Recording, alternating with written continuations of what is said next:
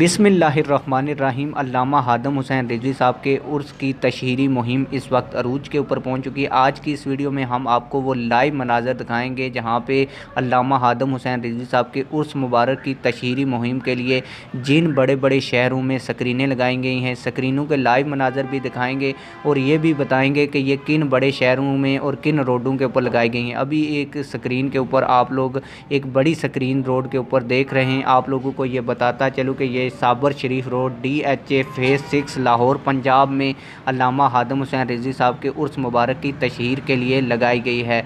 और अभी जो स्क्रीन के ऊपर आप लोग वीडियो देख रहे हैं जिसमें एक बड़ी स्क्रीन एक प्लाजे के ऊपर लगाई गई है, ये पीपल्स कॉलोनी फैसलाबाद पंजाब में अल्लामा हादम हुसैन रिजवी साहब के उर्स मुबारक की तशहीर के लिए लगाई गई है।